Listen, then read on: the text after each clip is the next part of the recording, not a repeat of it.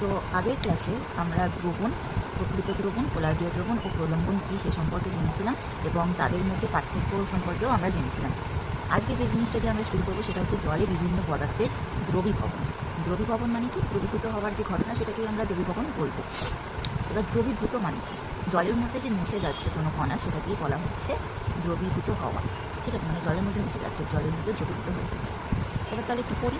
বলছে কোনো পদার্থ কোনো দ্রাবকে দ্রবীভূত হবে কি না তা দ্রাবক ও দ্রাবক উভয়ের প্রকৃতির উপরই নির্ভর করে।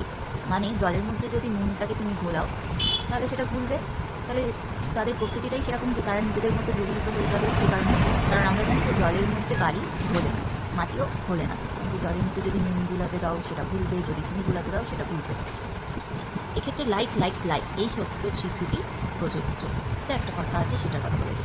কিন্তু সমস্ত দ্রাবকের মধ্যে জল এমন একটি দ্রাবক, পৃথিবীতে যে সমস্ত দ্রাবক রয়েছে, মানে আমার সলভেন্ট যার মধ্যে আমি দ্রাবকে ঘুলাবো, যে সমস্ত দ্রাবক রয়েছে তাদের মধ্যে জল এমন একটি পদার্থ যার মধ্যে আয়নীয় ও সমযোজী বেশিরভাগ পদার্থই দ্রবীভূত হয়।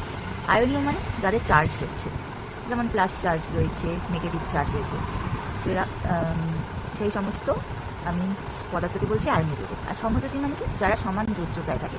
এই আয়নীয় সমযোজী বিষয় তোমরা পরবর্তীকালে পড়বে। এখন শুধুমাত্র জেনে রাখো আয়নীয় মানে হচ্ছে যারা বিভিন্ন ধনাত্মক এবং ঋণাত্মক চার্জে বা আধানে বিভক্ত হয়। আর সমযোজ্যতা মানে যাদের যোজ্যতাটা সমান হয়, মানে যাদের মধ্যে ইলেকট্রনের সংখ্যাটা সমান, তাদেরকেই বলা হচ্ছে সমযোজী।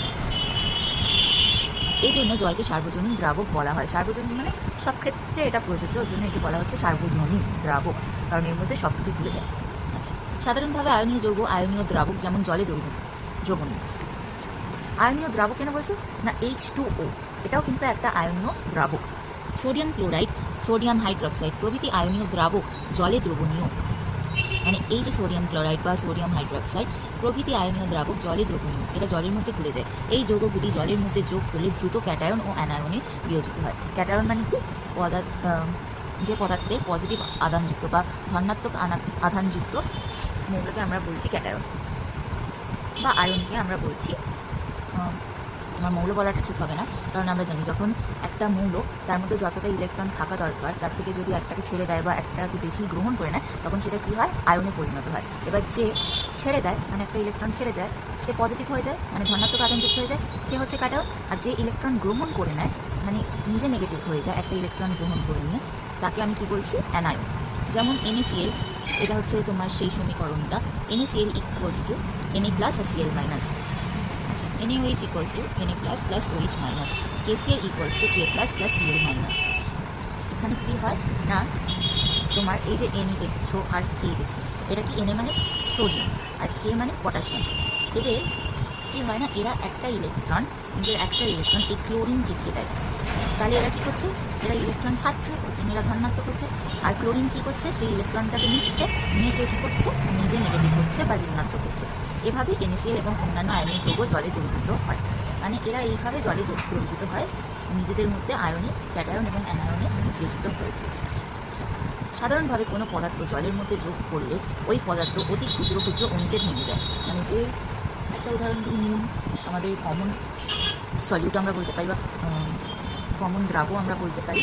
নুন কি হয় না, যখন আমরা জলের মধ্যে সেটাকে মিশানো করতে পারি, আস্তে আস্তে নুনের ওই কণাগুলো কী হয়? ছোটো হতে থাকে না, অতি ক্ষুদ্র ক্ষুদ্র অণুতে ভেঙে যায়, মানে ছোটো ছোটো সাইজের পার্টিকেলে বা অণুতে তারা ভেঙে যাচ্ছে। বলছে জলের অণুগুলি গোলাকৃতি হওয়ায় এদের মধ্যে কিছু জায়গা ফাঁকা থাকে। এই ফাঁকা জায়গাকে জলের আন্তরাণবিক অবকাশ বলা হয় বা ইন্টারস্টিশিয়াল স্পেস বলা হয়। আন্তরাণবিক অবকাশ কোনো পদার্থের অতি সূক্ষ্ম অণুগুলির ব্যাস যদি এমন হয় যে সেগুলি জলের আন্তরাণবিক অবকাশের মধ্যে ঢুকে পড়তে পারে তাহলে প্রকৃত দ্রবণ উৎপন্ন হয়। কিন্তু ব্যাস খুব বেশি হয়ে গেলে দ্রবণ উৎপন্ন হয় না, তখন কী হয়? প্রলম্বন উৎপন্ন হয়। ব্যাপারটা তোমাদের একটু ছবিতে এসে বোঝাই যে কী হয় না, জলের সঙ্গে কি আমরা জানি H2O, তাই তো? এবার দেখো, এখানে দুটো হাইড্রোজেন আর একটা অক্সিজেন আছে। এরা কীরকমভাবে থাকে না, এইরকমভাবে থাকে এরা। এখানে ধরো একটা অক্সিজেন হচ্ছে এটা, একটা হাইড্রোজেন আর একটা হাইড্রোজেন হচ্ছে এটা। তাহলে এইটুকু যে জায়গা ওদের মধ্যে ফাঁকা রয়েছে, আমরা বললাম যে জলের অণুগুলি কি গোলাকৃতি হয়, ঠিক আছে? ওরা এরকমভাবে থাকে, ঠিক আছে? তাহলে এই যে মধ্যখানে এইটুকু অংশে ওরা ফাঁকা রয়েছে, এই ফাঁকা অংশের মধ্যেই যদি আমার দ্রাবকণা, মানে যে এই NaCl এইটা যখন ভেঙে গিয়েছে Na plus plus Cl minus, তাই তো? এই কণাগুলোর নয় Na প্লাস নয় Cl মাইনাস, এই কণাগুলো যে কোনো একটা যদি এই স্থানটার মধ্যে দখল করে নিতে পারে তখনই আমার কি তৈরি হবে? প্রকৃত দ্রবণ তৈরি হবে। এবার যদি আরেকটা এরকম ছবি আঁকি, আরেকটা জলের অণুর কণা, একটা অক্সিজেন আর দুটো হাইড্রোজেন, এইটার থেকে এই যে অবকাশটা আছে তার থেকে যদি আমার এই ওটা অন্য কোনো কিছু হবে, NaCl তো জলের মধ্যে দ্রবীভূত হয়। NaCl মানে কি হচ্ছে না নুন, আমাদের যে টেবিল সল্ট সেটাকে NaCl বলে। আচ্ছা, সেইটা যদি বড় হয়ে যায়, যেমন এরকম যদি হয়ে যায়, এই অবকাশটার মধ্যে যদি ফিট না হয়, এখানে দেখো অবকাশটার মধ্যে ফিট হয়ে গেছে, এখানে যদি সেটা ফিট না হয়, এরকম ভাবে থাকে, তখন কি হয় না আমার প্রলম্বন তৈরি হয় বা সাসপেনশন তৈরি হয়। আর এটা কি হচ্ছে? প্রকৃত দ্রবণ। কারণ আমরা জানি নুন জলের মধ্যে সমসত্ব স্বচ্ছভাবে মিশে যেতে পারে, আর সেটা কি হয় না স্থায়ী হয়, যেটাকে আমি সহজেই আলাদা করে বুঝতে পারি না বা আলাদাও করতে পারি না ফিল্টার পেপার দিয়ে। ঠিক আছে, ওর জন্য এরা কি না প্রকৃত দ্রবণ। আর এখানে কি সৃষ্টি হচ্ছে? প্রলম্বন। বুঝতে পারলে আশা করি, কেন না এরা সেই আন্তরাণবিক অবকাশটার মধ্যে ফিট হচ্ছে না। ঠিক আছে, আবার কি বলছে না 3 নম্বরে, স্টার্চ, প্রোটিন, ডিএনএ প্রভৃতি বৃহদাকার অণুবিশিষ্ট পদার্থের অণুগুলি, এরাও বৃহদাকারী হয়, NaCl থেকে তো বড় হবেই। বৃহদাকার অণুবিশিষ্ট পদার্থের অণুগুলির ব্যাস প্রকৃত দ্রবণের দ্রাবকণা ও প্রলম্বিত কণার ব্যাসের মাঝামাঝি হওয়ায় জলের আন্তরাণবিক অবকাশের মধ্যে প্রবেশ করে প্রকৃত দ্রবণ তৈরি করতে পারে না। দেখো, আমরা আগের ক্লাসে পড়েছিলাম কি না, প্রকৃত দ্রবণের দ্রাবকণা আর প্রলম্বনের দ্রাবকণার মাঝামাঝি অবস্থা বা মাঝামাঝি সাইজে কারা থাকে না, কোলাইডীয় দ্রবণের দ্রাবকণাগুলো থাকে। আমরা এটা পড়েছিলাম আগের ক্লাসে। আগের ক্লাসগুলো কিন্তু মনে রাখতে হবে, জন্য যদি ভুলে গিয়ে থাকো তাহলে আবার সেই ভিডিওটা দেখে নেবে। আমরা সেখানে বলেছিলাম যে প্রথমে হচ্ছে সব থেকে ছোটো হচ্ছে প্রকৃত দ্রবণের দ্রাবকণা, তারপর আসছে কোলাইডীয় দ্রবণের দ্রাবকণা, তারপর সব থেকে বড় হচ্ছে প্রলম্বনের দ্রাবকণা। তাহলে পড়ি যে স্টার্চ, প্রোটিন, ডিএনএ প্রভৃতি বৃহদাকার অণুবিশিষ্ট পদার্থের অণুগুলির ব্যাস প্রকৃত দ্রবণের দ্রাবকণা ও প্রলম্বিত কণার ব্যাসের, মানে ব্যাস মানেই হচ্ছে তাদের সাইজের কথা বলা হয়েছে, তাদের আকারের কথা বলা হয়েছে, মাঝামাঝি হওয়ায় জলের আন্তরাণবিক অবকাশের মধ্যে প্রবেশ করে, কিন্তু প্রকৃত দ্রবণ উৎপন্ন করতে পারে না। কিন্তু বহু সংখ্যক জলের অণুকে অপসারিত করে জলের মধ্যে দ্রবীভূত হয় এবং কোলাইডীয় দ্রবণ উৎপন্ন হয়। মানে এরা জলের অণুগুলোকেই অপসারিত করে দেয়, অপসারিত করে দিয়ে জলের মধ্যে দ্রবীভূত হয়, কিন্তু কোলাইডীয় দ্রবণ উৎপন্ন করে। বোঝা গেল আশা করি? যেমন আমরা জল আর তেলের কথাই শুনেছি, সেটাও এক ধরনের কোলাইডীয় ইমালশন, যেটাকে আমরা বলছি, সেটাও কী করে জলের অণুগুলোকে সরিয়ে দেয়। আমরা দেখেছি না জলের অণুগুলোকে, মানে জলটাকে তেলটা কীরকমভাবে সরিয়ে দেয়, কীরকমভাবে ফ্লোট করে, কীরকমভাবে ভাসতে থাকে, সেটাকে ওই সেই অপসারণের কথা বলা হচ্ছে। এরকমভাবে কোলাইডীয় দ্রবণটা তৈরি হয়। এবার আমরা যে বিষয় পড়বো সেটা হচ্ছে তরলে কঠিন পদার্থের দ্রাব্যতা, মানে solubility of solids in liquid. মানে জলের মধ্যে, আমি একটা উদাহরণ দিই, জল তো একটা তরল, তার মধ্যে কঠিন পদার্থ, যে কোনো কঠিন পদার্থ, আমরা জানি নুন একটা কঠিন পদার্থ, চিনি একটা কঠিন পদার্থ, এই সমস্ত কঠিন পদার্থের দ্রাব্যতা তার বিষয়ে আমরা জানবো। যে আমরা আগে দেখেছি যে নির্দিষ্ট উষ্ণতায় নির্দিষ্ট পরিমাণ জলে বা অন্য কোনো তরল দ্রাব্য, জল হতে পারে বা অন্য কোনো তরলই হতে পারে, কোনো কঠিন পদার্থ ইচ্ছা মতো দ্রবীভূত করা যায় না। আমরা জানি সেটা, আমরা যদি যাই হোক জলের মধ্যে বায়ুর সাথে সেটা কোনোদিনও মিশবে না। একটি নির্দিষ্ট সীমার পর অতিরিক্ত কঠিন পদার্থ যোগ করলে তা দ্রবীভূত হয় না, দ্রবণের নিজের অংশে থিতিয়ে পড়ে। অবশ্যই এই অবস্থায় দ্রবণটিকে ওই উষ্ণতায় সম্পৃক্ত দ্রবণ বলা হয়। সম্পৃক্ত দ্রবণের বিষয়ে আমরা পরে আসবো, আপাতত তোমরা এই জিনিসটাও জেনে রাখো যে অবশ্যই আমি তোমাদেরকে একটা উদাহরণ দিয়েছিলাম না, যে 10 ml জলের মধ্যে তুমি যদি 1 মিলিগ্রাম চিনি দাও তাহলে সেটা গুলবে, কিন্তু তুমি যদি 10 ml জলের মধ্যে 1 গ্রাম চিনি দাও বা ধরো 5 গ্রাম চিনি দিচ্ছ, তখন সেটা কিন্তু গুলবে না, কারণ তখন কিনা চিনির পরিমাণটা অনেকটা পরিমাণে বেশি হয়ে যাচ্ছে, জল সেটাকে তখন দ্রবীভূত করতে পারবে না। কাজেই কোনো তরলে সর্বোচ্চ কী পরিমাণ কঠিন পদার্থ দ্রবীভূত হবে তা নির্ভর করে। তার মানে একটা তরলের মধ্যে সর্বোচ্চ কত পরিমাণ কঠিন পদার্থ দ্রবীভূত হবে তা নির্ভর করে। 1 নম্বর হচ্ছে উষ্ণতা এবং 2য় নম্বর হচ্ছে তরলের পরিমাণের উপর। একই উষ্ণতায় তরলের পরিমাণ নির্দিষ্ট থাকলে, মানে উষ্ণতাটাও আমার এক, তরলের পরিমাণটাও এক থাকলে বিভিন্ন কঠিন পদার্থ বিভিন্ন পরিমাণে দ্রবীভূত হয়। মানে বিভিন্ন কঠিন পদার্থ, নানা রকম কঠিন পদার্থ, যেমন পার্থক্য হতে পারে নুন, চিনি, এরা বিভিন্ন পরিমাণে দ্রবীভূত হয়ে সম্পৃক্ত দ্রবণ উৎপন্ন করবে। এর সাহায্যে সম্পৃক্তের বিষয়ে আমি আসবো, সম্পৃক্ত আছে, অসম্পৃক্ত আছে, অতিপৃক্ত আছে, এইগুলোর বিষয়ে আমরা পড়বো। আপাতত এই ব্যাপারটা তুমি বুঝে নাও। এর সাহায্যে কোনো নির্দিষ্ট উষ্ণতায় বিভিন্ন কঠিন পদার্থ একই তরলে, এর সাহায্যে কী বলছে না, কোনো নির্দিষ্ট উষ্ণতা, যে কোনো একটা নির্দিষ্ট উষ্ণতা, ধরো 30 ডিগ্রি সেলসিয়াস, বিভিন্ন কঠিন পদার্থ একই তরলে সর্বোচ্চ কী পরিমাণ দ্রবীভূত হয় তার তুলনা করা যায়। তার মানে ধরো 30 ডিগ্রি সেন্টিগ্রেড আছে এবং তোমার কাছে 100 ml জল আছে, তার মধ্যে কতটা পরিমাণ চিনি গুলবে আর কতটা পরিমাণ নুন গুলতে পারে, তাদের পরিমাণ কিন্তু আলাদা হবে। মানে চিনি আর নুনের পরিমাণ কিন্তু আলাদা হবে 100 ml জলের মধ্যে। নম্বরটা করি। নির্দিষ্ট উষ্ণতায় তরলের পরিমাণ 100 গ্রাম হলে যত গ্রাম কঠিন পদার্থ তার মধ্যে দ্রবীভূত হয়, দ্রবীভূত হয়ে সম্পৃক্ত দ্রবণ উৎপন্ন করে, গ্রামে প্রকাশিত সেই সংখ্যাকে ওই উষ্ণতায় কঠিন পদার্থটির দ্রাব্যতা বলা হয়। দ্রাব্যতা মানে হচ্ছে সলিউবিলিটি, ভুলে যাওয়ার যে ক্ষমতা সেটাকেই বলা হচ্ছে দ্রাব্যতা। আরেকবার একটু পড়ি যে নির্দিষ্ট উষ্ণতাটা কিন্তু নির্দিষ্ট, যে কোনো একটা নির্দিষ্ট উষ্ণতা, ধরে নাও 30°C মানে 30° সেন্টিগ্রেড বা সেলসিয়াসই হবে। তরলের পরিমাণ 100 গ্রাম করে, তরলের পরিমাণটাও এখানে আমি কত বলছি 100 গ্রাম যদি হয়, তাহলে তার মধ্যে যত গ্রাম কঠিন পদার্থ, 100 গ্রাম মধ্যে নিশ্চয়ই 100 গ্রাম তুমি কঠিন পদার্থ দেবে না, 100 গ্রাম জলে নিশ্চয়ই তুমি 100 গ্রামই চিনি দেবে না, তাহলে কি জিনিসটা ঘুরবে? অবশ্যই সেটা ঘুরবে না, কারণ জলের পরিমাণও যদি সেম রাখো, চিনির পরিমাণও যদি সেম রাখো, তাহলে তুমি গুলাবে কী করে জিনিসটাকে? তাহলে চিনি কি সবসময় জলের থেকে কম হতে হবে, মানে দ্রাবকের থেকে দ্রাবকে সবসময় কম হতে হবে। তাহলে পড়ি যে কোনো নির্দিষ্ট উষ্ণতায় তরলের পরিমাণ 100 গ্রাম হলে যত গ্রাম কঠিন পদার্থ, মানে যতটা গ্রাম কঠিন পদার্থ আমরা সেটা জানি না, সেটা জানতে হলে আমাদেরকে এইগুলো বুঝতে হবে যে যত গ্রাম কঠিন পদার্থ তার মধ্যে দ্রবীভূত হচ্ছে, মিলে যাচ্ছে, হয়ে সম্পৃক্ত দ্রবণ উৎপন্ন করে, সম্পৃক্ত দ্রবণ উৎপন্ন করে দিচ্ছে গ্রামে প্রকাশিত সেই সংখ্যা। গ্রামে প্রকাশিত সেই সংখ্যা কেন বলছি না, আমি এখানে 100 গ্রাম জল নিয়েছি, তাহলে আমাকে কঠিনটাও কি গ্রামেই নিতে হবে। কিলোগ্রামে যদি নিই তাহলে সেটাকে আমাকে কী করতে হবে, আবার গ্রামে কনভার্ট করে নিতে হবে, গ্রামে পরিণত করে নিতে হবে। মিলিগ্রামেও যদি নিই তাহলে সেটাকে কী করতে হবে, গ্রামের মধ্যে আমাকে পরিবর্তিত করে নিতে হবে। গ্রামে প্রকাশিত সেই সংখ্যাকে মানে সাংখ্য মানটাকে, আমি যত পরিমাণ তোমার চিনি ধরো বা কঠিন পদার্থ নিচ্ছি, সেটা তো একটা ধরো আমি 5 মিলিগ্রাম নিচ্ছি, তাই তো 5 মিলিগ্রাম চিনি নিচ্ছি কততে না 100 গ্রাম জলের মধ্যে, তাহলে সেটা আমার সাংখ্যমান কত হয় 5, মানে কঠিন পদার্থ পরিমাণ যদি 5 মিলিগ্রাম হয় তাহলে তার সেখানে সাংখ্যমানটা কত 5, তাহলে সেই সংখ্যাকে ওই উষ্ণতায়, ওই একই উষ্ণতায় কঠিন পদার্থটির দ্রাব্যতা বলা হয়। এই বক্সটা তোমরা করে রাখবে যে সুতরাং নির্দিষ্ট উষ্ণতায় কোনো তরলে কঠিন পদার্থের দ্রাব্যতা হচ্ছে গ্রামে প্রকাশিত দ্রাবের ভর মানে কঠিন পদার্থের ভর ডিভাইডেড বাই গ্রামে প্রকাশিত দ্রাবকের ভর মানে হচ্ছে তোমার জলের ভর বা তরলের ভর ইন্টু 100।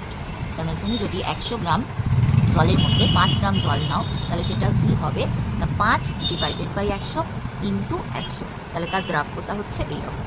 বা তোমাকে যদি আমি 100 গ্রামের কথা না দিই, যদি আমি বলি 500 গ্রামের কথা, 500 গ্রামের মধ্যে 50 গ্রাম আমার কী হচ্ছে না চিনি দ্রবীভূত করা যাচ্ছে, তাহলে তখন সেটা কী হয়ে যাবে 50/500 ইন্টু 100। খাতা দেখে লিখে চাই যে 50 গ্রাম কঠিন দ্রবীভূত হয়, 500 গ্রাম বললাম, এখন 1000 গ্রাম বললাম, একই ব্যাপার, আমাদের বোঝানি কথা। 500 গ্রাম তরলে বা জলেও আমরা লিখতে পারি, ঠিক আছে। তাহলে তখন সেই 50 গ্রাম কঠিন পদার্থের দ্রাব্যতা আমার কী হবে না, উপরে কে থাকবে দ্রাবের ভর মানে কঠিন পদার্থের ভর, এটা হচ্ছে 50 গ্রাম। দেখো আমাদের কেন বলছে যে গ্রামে প্রকাশিত সংখ্যাটা কেন দেখাচ্ছি তোমাদের। আচ্ছা, বাই গ্রামে প্রকাশিত তরলের পরিমাণ বা দ্রাবকের পরিমাণ, সেটা কি না 1000 গ্রামটা 1000 গ্রাম ইন্টু 100, এই ফ্যাক্টরটা থাকবে, এটা হচ্ছে দ্রাব্যতার মধ্যে আছে, এরা আর এরা চেঞ্জ হবে, কিন্তু 100টা সবসময় এর সাথে গুণ করতে হবে।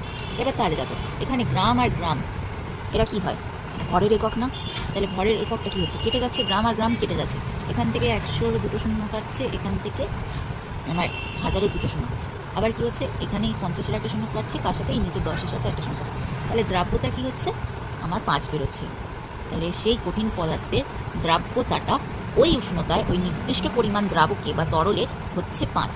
তাহলে এখান থেকে আমরা বলতে পারি যে দ্রাব্যতার কোনো একক হয় না, কেননা দেখো এখানে গ্রাম আর গ্রাম এরা কি একক না ভরের, তাহলে এরা কি হচ্ছে কেটে যাচ্ছে, তাহলে আমি কি কোনো একক পাচ্ছি না, ওর জন্য দ্রাব্যতা একটি একক বিহীন রাশি, কারণ এর কোনো একক নেই, এককগুলো কি হচ্ছে না কেটে যাচ্ছে, ওর জন্য দ্রাব্যতা একটি এককবিহীন রাশি।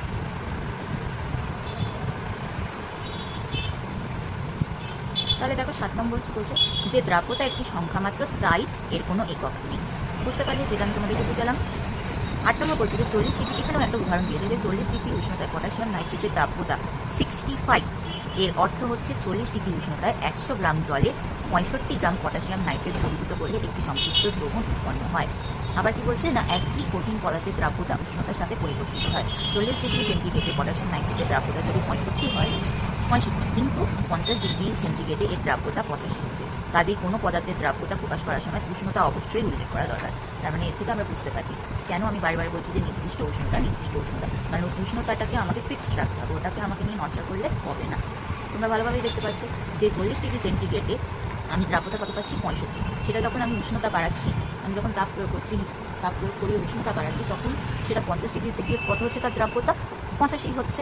কেন না উষ্ণতা প্রয়োগ করার ফলে আমার দ্রাব্যতাটা বৃদ্ধি পায়, আবার কমতেও পারে। আমরা জানি না কোন তরলে কীরকমভাবে কোনো কঠিন দ্রবীভূত হবে, কিন্তু এটা হচ্ছে এক ধরনের আমার উদাহরণ। তোমাদের যে পটাশিয়াম নাইট্রেটের উদাহরণটা দিল সেটা আমরা একটু এবার খাতায় কলমে করে দেখি। কী বলেছিল আমার 40 ডিগ্রি সেলসিয়াস, তাহলে কি উষ্ণতাটা আমার ফিক্স থাকবে সবসময়। 40 ডিগ্রি সেন্টিগ্রেড উষ্ণতায় 85 গ্রাম KNO3, এটা হচ্ছে পটাশিয়াম নাইট্রেটের সংকেত KNO3 দ্রাব্যতা কত হবে 100 গ্রাম। সংকেতে দেখি H2O তে, মানে জলের সংকেত হচ্ছে H2O, আর পটাশিয়াম নাইট্রেটের সংকেত হচ্ছে KNO3। ঠিক আছে, তাহলে আমাকে কী করতে হবে, আমরা কি জানি যে যদি আমাকে KNO3 দ্রাব্যতা বের করতে হয়, তাহলে কী করতে হয়, দ্রাবের ভর বাই দ্রাবকের ভর ইন্টু 100। তাহলে দ্রাবের ভর আমার কত 65, দ্রাবকের ভর কত 100। গ্রাম লিখলাম, না লিখলেও চলে, কেন বলেছে তারা সংখ্যা নিয়ে কাজ করে, তাই যদি আমরা গ্রাম লিখি সেটা আলটিমেটলি কেটেই যাবে, সুতরাং গ্রাম লিখলে অসুবিধা নেই। কিন্তু 100, গ্রাম কাটছে, এখান থেকে 100 কাটছে, তাহলে কত হচ্ছে 65। তাহলে KNO3 এর দ্রাব্যতা 40 ডিগ্রি সেন্টিগ্রেডে হচ্ছে আমার 65। সেটাকেই যখন আমি 50 ডিগ্রি করে দিচ্ছি, তখন 100 গ্রাম জলের মধ্যে 85 গ্রাম পটাশিয়াম নাইট্রেট লাগছে, তাই তখন আমার দ্রাব্যতাটা হয়ে যাচ্ছে 85। বোঝা গেল আশা করি। তাহলে আমরা আরেক নজরে দেখে নিই যে আমরা আজকে কী শিখলাম, যে কোনো নির্দিষ্ট উষ্ণতায় 100 গ্রাম দ্রাবকে, তার মানে তরলটা বা জলটা সবসময় আমার কী হচ্ছে না 100 গ্রাম দ্রাবকে হচ্ছে।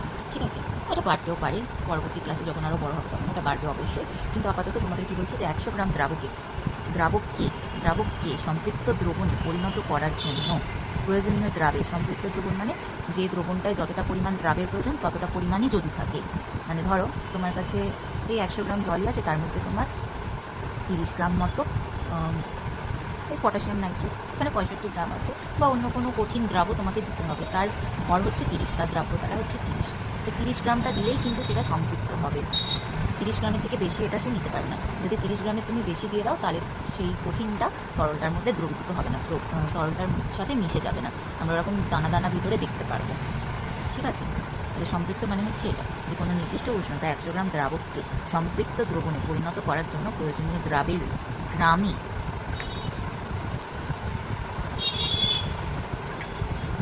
প্রকাশিত সংখ্যাকে ওই উষ্ণতাকে, গ্রামে প্রকাশিত সংখ্যাকে ওই উষ্ণতার দ্রাবটির দ্রাব্যতা বলা হয়। দ্রাব্যতা একটি সংখ্যা মাত্র, এর কোনো একক নেই, আগেই লেখা ছিল, আবারও লেখা আছে। উষ্ণতার পরিবর্তনে কঠিন পদার্থের দ্রাব্যতা পরিবর্তিত হয়, আগের উদাহরণ থেকেই আমরা বুঝলাম। কাজেই দ্রাব্যতা প্রকাশ করার সময় উষ্ণতা উল্লেখ করা অবশ্যই প্রয়োজন, কারণ আমি যদি উষ্ণতাটাকে বাদ দিয়ে দিই, তাহলে কিন্তু দ্রাব্যতাটা আমি সেভাবে গুছিয়ে করতে পারবো না। উষ্ণতাটা হচ্ছে সবসময় দরকারি একটা বিষয়বস্তু। এবার আমরা যে জিনিসটা নিয়ে পড়বো সেটা হচ্ছে তরলে কঠিন পদার্থের দ্রাব্যতার উপর প্রভাবকারী বিষয়সমূহ। মানে এই যে আমার কঠিন পদার্থটা তরলের মধ্যে দ্রবীভূত হচ্ছে, তার যে দ্রাব্যতাটা আছে তার উপর প্রভাবকারী বিষয়সমূহ, মানে কোন কোন বিষয়ে এগুলো প্রভাব পড়ে। চাপের প্রভাব প্রথমে আছে, বলছে কঠিন ও তরল পদার্থ প্রায় অসংলগ্ন বা ইনকম্প্রেসিবল। অসংলগ্ন ব্যাপারটা মানে হচ্ছে ইনকম্প্রেসিবল, মানে এরা ঠিক সংকুচিত হয় না। ঠিক আছে, এটা অসংলগ্ন। ইনকম্প্রেসিবল, কম্প্রেস করা মানে হচ্ছে সংকুচিত করে দেওয়া, ইনকম্প্রেসিবল হচ্ছে তার উল্টো। ঠিক আছে, তাহলে এরা কী হয়, এরা সংকুচিত হয় না, প্রায় অসংলগ্ন, ওর জন্য বলা হয়েছে প্রকৃতির হয়। তাই কোনো দ্রাবকে এদের দ্রাব্যতার উপর চাপের প্রভাব নগণ্য। তার মানে তুমি যদি মনে করো যে তুমি চাপ দিয়ে এদের পরিমাণটা কমাতে চাইবে, এদেরকে কম্প্রেস করতে চাইবে, তাহলে তুমি সেটা পারবে না। ওর জন্য কী বলেছে যে চাপের প্রভাব নগণ্য। নগণ্য মানে খুবই কম, মানে না বলার মতো। বোঝা গেল? তারপরে আসছে উষ্ণতার প্রভাব। উষ্ণতার প্রভাব অবশ্যই হবে, কারণ আগের এক্সাম্পলটা থেকে, আগের উদাহরণটা থেকেই আমরা বুঝতে পেরেছি।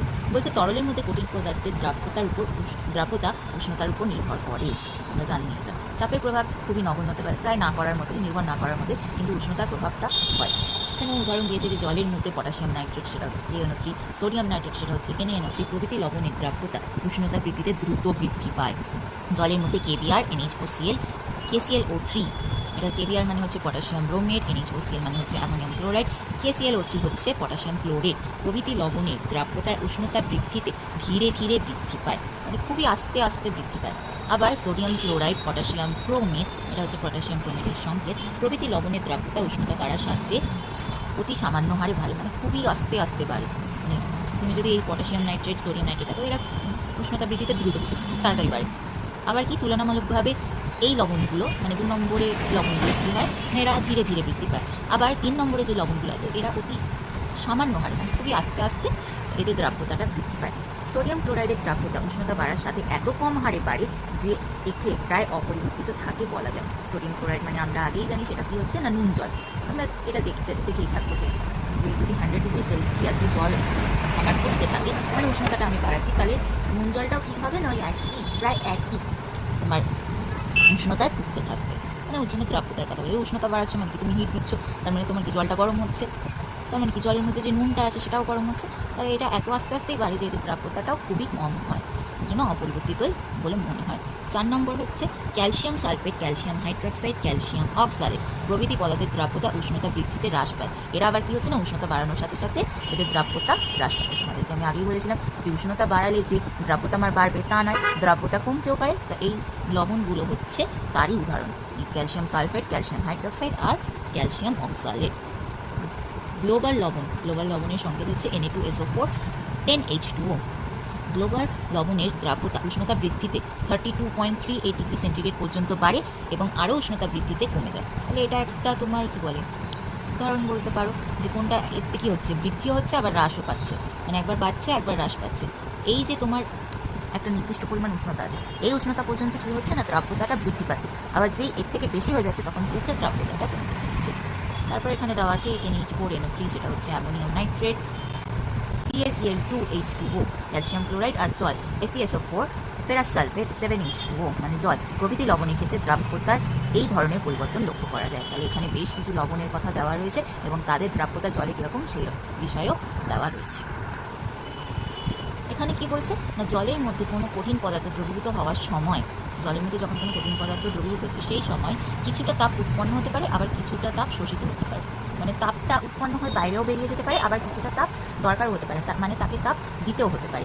সাধারণভাবে দ্রবণ উৎপন্ন হওয়ার সময় যদি তাপ শোষিত হয়, মানে তাপ যদি শোষণ করা হয়, তাপ যদি তার মধ্যে দিতে হয়, ঠিক আছে, তাই সাধারণভাবে উষ্ণতা বৃদ্ধিতে জলের মধ্যে কঠিন পদার্থের দ্রাব্যতাও বৃদ্ধি পায়। মানে তাপের যখন শোষণ হচ্ছে তখন উষ্ণতা বাড়ছে, তখন উষ্ণতা বাড়লে জলের মধ্যে কঠিন পদার্থের দ্রাব্যতা তখন বৃদ্ধি পাচ্ছে। অপরপক্ষে তাপ উৎপন্ন হলে, তাপ যদি উৎপন্ন হয় মানে উৎপন্ন হয়ে বাইরে বেরিয়ে যাচ্ছে, উৎপন্ন হয় মানে এই না যে সেটা আমার কি বলে জলের মধ্যেই থেকে যাচ্ছে, না, তাপ উৎপন্ন হয়ে বেরিয়ে যাচ্ছে। আর তাপ যখন শোষিত হচ্ছে মানে বাইরে থেকে তাপ নিচ্ছে, ঠিক আছে, বাইরে থেকে তাপ নিয়ে সেটা জলের মধ্যেই থাকছে। আর তাপ যখন উৎপন্ন হচ্ছে সেটা উৎপন্ন হয়ে জলের থেকে বাইরে বেরিয়ে যাচ্ছে। এই ব্যাপারটা বুঝবে। তাপ যখন উৎপন্ন হয় তখন কঠিন পদার্থের দ্রাব্যতা উষ্ণতা বৃদ্ধির সাথে সাথে হ্রাস পাচ্ছে। তাহলে যখন তাপ আমার শোষিত হচ্ছে তখন উষ্ণতা বৃদ্ধির সাথে সাথে জলের মধ্যে কঠিন পদার্থের দ্রাব্যতা বৃদ্ধি পাচ্ছে, আবার যখন তাপ উৎপন্ন হয়ে বাইরে বেরিয়ে যাচ্ছে তখন কঠিন পদার্থের দ্রাব্যতা উষ্ণতা বৃদ্ধিতে হ্রাস পাচ্ছে। এবার এখানে বেশ কিছু লবণ আছে, এটা হচ্ছে Na2SO4, সোডিয়াম থায়োসালফেট 10H2O, এটা হচ্ছে ক্যালসিয়াম ক্লোরাইড H2O প্রভৃতি লবণের উষ্ণতা বৃদ্ধিতে কেলাসের আকার ও কেলাস জলের অণুর সংখ্যা পরিবর্তন হয়। কেলাসের আকার মানে বলতে এখানে যেটা বলে যে বিভিন্ন লবণ তাদের একটা নির্দিষ্ট আকার আছে, সেই আকারগুলোকে কেলাস বলা হয়, ঠিক আছে। আমাদের চ্যাপ্টার আছে কেলাস ও কেলাস। কেলাসটা কিছু না, এটা হচ্ছে একটা জ্যামিতিক আকার যেটাকে আমরা কেলাস বলছি, ইংলিশে যেটাকে বলা হচ্ছে ক্রিস্টাল, ঠিক আছে। ক্রিস্টাল কীরকম দেখতে আমরা খুব ভালোভাবে জানি। এই ক্রিস্টালের বাংলা হচ্ছে কেলাস। এই কেলাসের আকার ও কেলাস ও জলের অণু মানে ক্রিস্টালের যতকটা অণু আর জলের অণু এদের সংখ্যার পরিবর্তন ঘটে। এজন্য এক একটি আকার এবং এক একটি গঠনের জন্য দ্রাব্যতার বিভিন্ন ধরনের পরিবর্তন হয়। তার মানে এই কেলাসের উপর বা লবণের ক্রিস্টালের উপরও কিন্তু আমার দ্রাব্যতাটা নির্ভর করে। তাদের আকার যদি বিভিন্ন রকম হয় তাতে তাদের দ্রাব্যতাটাও বিভিন্ন রকমের হবে। তারপরে এখানে তোমাদের একটা গ্রাফ দেওয়া আছে, এই পয়েন্টটা পড়ার দরকার নেই, যেটাকে দ্রাব্যতা লেখো বলছে, এটা পড়ার দরকার নেই। তাহলে আমরা এবার আসি আমাদের আজকের ক্লাসের লাস্ট টপিকে, যেটা হচ্ছে তরলে গ্যাসের দ্রাব্যতা বা solubility of gas in a liquid. আমরা এতক্ষণ কী করলাম, তরলে কঠিনের দ্রাব্যতা, এবার কী করবো, তরলে গ্যাসের দ্রাব্যতা। এই টপিকটা থেকে আমরা কি বুঝবো না, তরলের মধ্যেও গ্যাস দ্রবীভূত হতে পারে। আমরা সবাই কোল্ড ড্রিঙ্কস দেখেছি, আমাদের বাড়িতে মা বাবারা বলে না যে যখনই আমরা কোনো কোল্ড ড্রিঙ্কসের বোতল কিনি সেটাকে যাতে না ঝাঁকাতে। কেন বলে না, যদি আমরা ঝাঁকাই, ঝাঁকানোর পর সেটাকে আমরা খুলে কী হয়, সমস্ত কোল্ড ড্রিঙ্কসটা বাইরে বেরিয়ে আসার চেষ্টা করে। তাহলে সেটা কি কোল্ড ড্রিঙ্কসটা আসার চেষ্টা করে না? আমি তোমাদের উত্তর দেবো না। কোল্ড ড্রিঙ্কসটার মধ্যে যে গ্যাসগুলো ভর্তি আছে, যে গ্যাসগুলো দ্রবীভূত অবস্থা আছে, সেইগুলো ঝাঁকানোর সময় কী করে না, তাদের গতি এতটাই বৃদ্ধি পেয়ে যায়, তারা একেবারে বাইরে বেরিয়ে আসার চেষ্টা করে। সাথে সাথে নিজেরা একা তো আসে না, কোল্ড ড্রিঙ্কসে মানে তরলের কণাগুলোকে নিয়েও চলে আসে। তার জন্য আমরা যখনই কোল্ড ড্রিঙ্কসের বা সোডার ওয়াটারের বোতল দেবো, আমরা কী করবো, দেখবো যে ওটা শান্ত অবস্থায় আছে, মানে স্থির অবস্থায় আছে না, তারপর আমরা খুলবো। তখনও খুললে দেখলে একটা আওয়াজ হয়, ছাক করে একটা আওয়াজ হয়, যেটা থেকে আমরা বুঝতে পারি যে ওর ভিতরে যে গ্যাসগুলো আবদ্ধ অবস্থায় ছিল সেটা কী হলো না, কী হলো, সেটা মুক্ত হতে পারলো এই কোল্ড ড্রিঙ্কসের বোতলটার থেকে। ঠিক আছে, তাহলে বিষয়টা এবার একটু করি। এর যে সংজ্ঞাটা দিয়েছে সেটা একটু করি, যে কোনো তরল পদার্থের মধ্যে প্রায় সব গ্যাসই কম বেশি দ্রবীভূত হয়। তোমাদের যদি জলেরই উদাহরণ দিই, জল দেখো, হাইড্রোজেন আর অক্সিজেন এই দুটো গ্যাসের সমন্বয়ে কিন্তু জল তৈরি হয়। হাইড্রোজেন এক প্রকার গ্যাস, অক্সিজেনও এক প্রকার গ্যাস। যখন দুটো হাইড্রোজেনের সঙ্গে একটা অক্সিজেনের অণু মিশে তখন কি উৎপন্ন হয় না, H2O বা জল, যেটা আমরা পান করে থাকি আর তরল হিসেবেই চিনে থাকি। কিন্তু আসলে তো তারা গ্যাস দিয়ে তৈরি হচ্ছে, এবং সেই তরলটার মধ্যেও গ্যাস দ্রবীভূত অবস্থাতেই থাকে, অনেক গ্যাসই দ্রবীভূত অবস্থায় থাকে। ওর জন্য বলছে যে কোনো তরল পদার্থের মধ্যে প্রায় সব গ্যাসই কম বেশি দ্রবীভূত হয় কোনো নির্দিষ্ট উষ্ণতায়। এখানেও তোমাকে এই উষ্ণতাটা নির্দিষ্ট রাখতে হবে, কঠিনের ক্ষেত্রেও ছিল, গ্যাসের ক্ষেত্রেও উষ্ণতা নির্দিষ্ট থাকবে। ও চাপে, এখানে কিন্তু চাপের ব্যাপারটা আসছে, কঠিনে কিন্তু চাপের ব্যাপার ছিল না। কারণ কঠিন পদার্থকে বা তরল পদার্থকে তুমি যতই বেশি চাপ প্রয়োগ করো, তুমি সেটাকে কম্প্রেস করতে পারবে না, তুমি সেটাকে সংকুচিত করতে পারবে না, তুমি সেটাকে সংনম্য করতে পারবে না। কিন্তু গ্যাসকে আমরা কী জানি, গ্যাসের না নিজের কোনো নির্দিষ্ট আকার আছে, না কোনো নির্দিষ্ট আয়তন আছে। আমরা যদি চাপ প্রয়োগ করি তাহলে আয়তন কী হবে, কমবে, আর আমরা যদি চাপ সরিয়ে দিই তাহলে আয়তন কী হবে, বাড়বে। মানে আমরা যে কন্টেনারের মধ্যে গ্যাসকে রাখবো সেই কন্টেনারেরই আকার এবং আয়তন গ্যাস কী করে নিয়ে নেয়। কিন্তু গ্যাসের একটা নির্দিষ্ট ভর থাকবেই, অবশ্যই থাকবে, ভর আর আয়তন সমান নয়, সেটা আমরা ভালো করেই জানি। সুতরাং গ্যাসের নির্দিষ্ট ভর আছে কিন্তু আকার আর আয়তন নেই। আমি গ্যাসকে যার মধ্যেই রাখবো সেই জায়গারই আকার এবং আয়তন সে নিয়ে নেবে। ঠিক আছে, তাহলে পড়ি যে কোনো নির্দিষ্ট উষ্ণতা এবং চাপ, এখানে চাপটাও নির্দিষ্ট হবে। কেন, চাপ যদি প্রয়োগ করো তখন কী হবে, দ্রাব্যতা কমতে বা বাড়তে পারে। আবার যদি চাপ সরিয়ে নাও তখন কী হতে পারে, উল্টোটা হতে পারে। ধরো তোমাকে আমি একটা ক্রাইটেরিয়া দিচ্ছি বা একটা ভাবার একটা জায়গা দিচ্ছি, যে তুমি খুব চাপ প্রয়োগ করছো তখন কী হচ্ছে, দ্রাব্যতাটা কমতে থাকছে। আবার যখন তুমি চাপ সরিয়ে নিচ্ছ তখন কী হচ্ছে, দ্রাব্যতাটা বাড়তে থাকছে। ওর জন্য কী হচ্ছে, এখানে উষ্ণতার সাথে সাথে চাপটাও কিন্তু ইম্পর্টেন্ট। তাহলে কোনো নির্দিষ্ট উষ্ণতায় ও নির্দিষ্ট চাপে নির্দিষ্ট পরিমাণ তরলে, মানে 100 গ্রাম যদি তরল হয় তরলের পরিমাণটাও নির্দিষ্ট থাকবে। সর্বাধিক যে পরিমাণ গ্যাস দ্রবীভূত হয়ে সম্পৃক্ত দ্রবণ উৎপন্ন করে। কঠিনটা কী ছিল না, সর্বাধিক যে পরিমাণ কঠিন দ্রবীভূত হয়, মানে সর্বাধিক যে পরিমাণ গ্যাসটা দ্রবীভূত হতে পারে হয়ে সেই দ্রবণটাকে সম্পৃক্ত করে, তাকে ওই উষ্ণতায় ও ওই চাপে ওই পরিমাণ নির্দিষ্ট তরলের গ্যাসটি দ্রাব্যতা বলা হয়। আশা করছি তোমাদের ব্যাপারটা পুরোপুরি বোঝা যাবে। জাস্ট কঠিনের মতো, এখানে কঠিনের বদলে গ্যাসীয় পদার্থ আর থাকবে, যেটা কি হবে না, তরলের মধ্যে দ্রবীভূত হবে। আর উষ্ণতার সাথে সাথে এখানে আরেকটা ফ্যাক্টরও চলে আসবে, সেটা হচ্ছে কি না, আমার চাপ, মানে নির্দিষ্ট উষ্ণতাও হবে, নির্দিষ্ট চাপও থাকবে। তাহলে তরলে গ্যাসের দ্রাব্যতার উপর প্রভাবক বিষয়সমূহ পড়ি, যে কোনো তরলে কোনো গ্যাসের দ্রাব্যতার মান 3টি বিষয়ের উপর নির্ভর করে। 1 নম্বর আছে তরল ও গ্যাসের প্রকৃতি, 2 নম্বর হচ্ছে পরীক্ষাকালীন উষ্ণতা, 3 নম্বর দেখো আমি চাপটা কিন্তু পেলাম।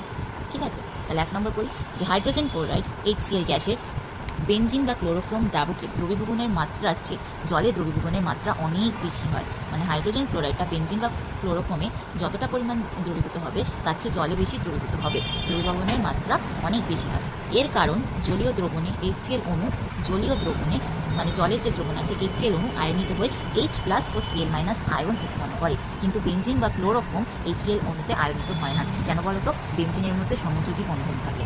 ঠিক আছে, বা এই ফ্যাক্টরটা যদি নাও বলি যে বেনজিন বা ক্লোরোফর্মের মধ্যে তারা কী হয়, আয়নে বিয়োজিত হতে পারে না, কিন্তু জলের মধ্যে তারা আয়নে বিয়োজিত হতে পারে। কেননা জল হচ্ছে আমার সার্বজনীন দ্রাবক, তাই। অ্যামোনিয়া গ্যাস জলে অতিমাত্রায় দ্রবীভূত হয় কিন্তু বেনজিন বা ক্লোরোফর্মে, বেনজিন একটা লিকুইড বা তরল, ক্লোরোফর্ম এক ধরনের লিকুইড বা তরল, এর দ্রবীভবনের মাত্রা খুবই কম। কারণ জলীয় দ্রবণে NH3 হচ্ছে অ্যামোনিয়া, জলের সাথে বিক্রিয়া করে NH4+ ও OH- এই দুটো আয়নে উৎপন্ন করে, মানে এই দুটো আয়নে বিভক্ত হয়েছে। এই যে এখানে তোমাকে ইকুয়েশনটা দেওয়া হয়েছে, এটা হচ্ছে তোমার ইকুইভ্যালেন্ট সাইন। ঠিক আছে, মানে এই রিয়াকশনটা এদিকেও যেতে পারে, আবার এই রিয়াকশনটা এদিকেও যেতে পারে। যেমন এটা হচ্ছে NH3 + H2, অ্যামোনিয়ার সাথে জলের বিক্রিয়া হচ্ছে, হয়ে কী হচ্ছে, এই অ্যামোনিয়াম আয়ন আর হাইড্রক্সিল আয়নটাও আমার উৎপন্ন হচ্ছে, NH4+ আর OH-। আচ্ছা বেশ, এবার তাহলে পরীক্ষাকালীন উষ্ণতার কথাটা বলি, যে কোনো তরলের মধ্যে কোনো গ্যাস দ্রবীভূত হওয়ার সময় তাপ উৎপন্ন হয়। যখনই কোনো তরলের মধ্যে তুমি গ্যাসকে দ্রবীভূত করার চেষ্টা হবে, কী হবে না, তাপ উৎপন্ন হবে। তাপ উৎপন্ন হলে আমরা কী জানি, যে তোমার, আচ্ছা আমরা পড়ে নিই একটু। তাই উষ্ণতা বৃদ্ধিতে তরলের মধ্যে গ্যাসের দ্রাব্যতা কমে, কারণ আমরা প্রোটিনের ক্ষেত্রেও পড়েছিলাম যে তাপ উৎপন্ন হলে কি হচ্ছে, তাপ উৎপন্ন হয়ে বাড়িয়ে বেড়ে যাচ্ছে, বাইরে যখনই বেরিয়ে যাচ্ছে তখন কি হচ্ছে, আমার দ্রাব্যতা কমে যাচ্ছে। এবং উষ্ণতা হ্রাসে তরলের মধ্যে গ্যাসের দ্রাব্যতা বাড়ে। মানে উষ্ণতা যখন তুমি কমাচ্ছ, উষ্ণতা কমালে কি হবে, তাপ তখন আর উৎপন্ন হবে না, তখন কি হবে, গ্যাসের দ্রাব্যতাটা আস্তে আস্তে বাড়তে থাকবে। ঠিক আছে, মানে যখনই তুমি উষ্ণতা বাড়াচ্ছ সেখানে তাপের সৃষ্টি হচ্ছে, তাপ সৃষ্টি হয়ে বাইরে বেরিয়ে যাচ্ছে, দ্রাব্যতা কমে যাচ্ছে। যখনই উষ্ণতা হ্রাস পাচ্ছে, উষ্ণতা কমে যাচ্ছে, তাপ উৎপন্ন আর হচ্ছে না, ওর জন্য দ্রাব্যতাটা আমার কি হচ্ছে, আস্তে আস্তে বাড়তে থাকছে। এই জন্য কোনো তরলকে উত্তপ্ত করলে ওই তরলে দ্রবীভূত গ্যাস বেরিয়ে আসে, কারণ উষ্ণতা বৃদ্ধিতে তরলে দ্রবীভূত গ্যাসের দ্রাব্যতা কমে যায়। তরলের মধ্যে এতক্ষণ যে সে ঘুরেছিল, যখনই আমি উষ্ণতা বাড়িয়ে দিচ্ছি তখন কি হচ্ছে না, সেই গ্যাসটা বেরিয়ে আসার চেষ্টা করছে। এই যে তুমি তাপ এত দিচ্ছ, তাপটাকে দিচ্ছ, সেখান থেকে তাপ উৎপন্ন হচ্ছে, তাপের সাথে কী হচ্ছে না, আমার গ্যাসটাও বেরিয়ে আসে। যেমন সাধারণ অবস্থায়, এখানে একটা উদাহরণ দিচ্ছে, সাধারণ অবস্থায় জলে স্বল্প পরিমাণে বায়ু দ্রবীভূত থাকে। জলকে তুমি যখনই উত্তপ্ত করবে, দ্রবীভূত বায়ুর দ্রাব্যতা কমে যায়। এই যে জলের মধ্যে এতক্ষণ ধরে গুলেছিল স্বাভাবিক অবস্থায়, যেই তুমি তাপ দিচ্ছ সেটা ফুটতে স্টার্ট করছে, গরম হচ্ছে, উষ্ণতা বৃদ্ধি পাচ্ছে, তাহলে ভিতরের মধ্যে যে বায়ুটা ছিল, আমি এক্ষুনি তোমাদের বললাম হাইড্রোজেন আর অক্সিজেন মিলে জল উৎপন্ন হয় এবং তার মধ্যে কিছু বায়ু অবশ্যই থাকবে গ্যাস হিসেবে, তারা কি হচ্ছে না, আস্তে আস্তে উপরের দিকে উঠতে থাকছে এবং বায়ু বুদবুদ আকারে জল থেকে বেরিয়ে আসে, মানে বাবাল হয়ে ফুটে ফুটে বাইরে বেরিয়ে আসে। এবার লাস্ট যে আমাদের 3 নম্বর পয়েন্ট আছে সেটা আমরা পড়ি, যে স্থির উষ্ণতায় নির্দিষ্ট আয়তনের কোনো তরল দ্রাবককে, মানে উষ্ণতাটা আমার এখানে স্থির থাকবে, নির্দিষ্ট আয়তন মানেই বলা হচ্ছে যে একটা নির্দিষ্ট আয়তনের তরলও সেখানে থাকবে, অর্থ নির্দিষ্ট থাকবে, আয়তনও সেখানে আমার নির্দিষ্ট থাকবে। নির্দিষ্ট আয়তনের তরল দ্রাবকে কোনো গ্যাসের দ্রাব্যতা দ্রবণের সাথে সাম্যাবস্থায় থাকা, দ্রবণের মধ্যে যে দ্রাবক আর দ্রাবটা আছে সাথে সাম্যাবস্থায় থাকা ওই গ্যাসের চাপের সমানুপাতিক হয়। অর্থাৎ চাপ বাড়ালে গ্যাসের দ্রাব্যতা বাড়ে এবং চাপ কমালে গ্যাসের দ্রাব্যতাও কমবে। মানে তুমি যত চাপ দেবে, তুমি চাপ দিচ্ছ, কী হচ্ছে, গ্যাসটা কী হচ্ছে, তরলের মধ্যেই দ্রবীভূত অবস্থায় থাকছে, তাহলে কী হচ্ছে, আমার দ্রাব্যতাটা বাড়ছে। কিন্তু যখনই তুমি চাপ সরিয়ে নিচ্ছ তখন কী হচ্ছে, সে ভিতরে যে গ্যাসটা ছিল সেটাও বাইরে বেরিয়ে আসার চেষ্টা করছে। আর দ্রবীভূত অবস্থায় যে গ্যাসটা তোমার জলের মধ্যে থাকবে সেটা যখন বেরিয়ে আসবে তখন কী হবে, দ্রাব্যতাটা কমে যাবে, তখন তো সে আর জলের মধ্যে মিশে থাকবে না, সে বাইরে বেরিয়ে আসার চেষ্টা করবে। তাহলে যখনই সে বাইরে বেরিয়ে আসার চেষ্টা করবে তখন কী হবে, দ্রাব্যতাটা কমে যাবে। আর যদি তুমি সেটাকে চাপ দিয়ে বলো যে না বাবা তুই জলের মধ্যেই মিশে থাক, ওর সাথেই মিশে গুলে থাক, ভালোভাবে থাক, জলের দ্রবণের দ্রাব্যতাটা বাড়াতে থাক, চাপ দিয়ে তুমি ওকে কী করছো, জলের মধ্যে ঢুকিয়ে রাখছো যে না তুই দ্রাব্যতাটা বাড়িয়ে রাখ, ঠিক আছে, গ্যাসের দ্রাব্যতাটা বাড়িয়ে রাখ, তখন কী করবে, সে দ্রাব্যতাটা বাড়াতে থাকবে। কিন্তু যেই তুমি চাপ সরিয়ে নেবে তখন কী করবে, সমস্ত গ্যাস বাইরে বেরিয়ে আসার চেষ্টা করবে, জলের মধ্যে সে আর ঘুরে থাকবে না, তখনই কী হবে, দ্রাব্যতাটা আমার কমে যাবে। দেখো এখানেও কিন্তু তাই বলা আছে যে চাপ কমালে গ্যাসের দ্রাব্যতা কমে। অতিরিক্ত চাপে জলের মধ্যে, এখানে একটা উদাহরণ দিয়েছে যে অতিরিক্ত চাপে জলের মধ্যে কার্বন ডাই অক্সাইড পরিণত করে সোডা ওয়াটার তৈরি করা হয়। তার মানে যে গ্যাসটা তোমাদের কোল্ড ড্রিঙ্কস থেকে বা সোডা ওয়াটার থেকে বেরিয়ে আসছে সেটা আর কিছুই না, সেটা হচ্ছে কার্বন ডাই অক্সাইড। ওর জন্য তোমরা যদি লক্ষ্য করে থাকো, তোমাদের কোল্ড ড্রিঙ্কসের প্যাকেটের গায়ে লেখা থাকে কার্বনেটেড ওয়াটার। কেন না, তার মধ্যে কার্বন ডাই অক্সাইড গ্যাসটাকে দ্রবীভূত করে রাখা থাকে। That's why they said it's carbonated water. বোঝা গেল? আমি আশা করি সমস্ত কিছুর সাথে তোমরা মিলটাকে খুঁজতে পারছো। আচ্ছা, এই জন্য সোডা ওয়াটার বোতলে ছিপি করলে চাপ কমে যায় এবং কার্বন ডাই অক্সাইডের দ্রাব্যতাও কমে যায়। এর ফলে বুদবুদের আকারে কার্বন ডাই অক্সাইড বের হতে থাকে। তাহলে আজকে এই ক্লাসটা আমরা এত পর্যন্তই রাখবো। পরের দিন আমরা সম্পৃক্ত, অসম্পৃক্ত এবং অতিরিক্ত দ্রবণ কাকে বলে এই বিষয় নিয়ে আলোচনা করবো। আমি আশা করছি আজকে আমরা যা যা করলাম তোমরা সব কিছুই বুঝতে পেরেছো।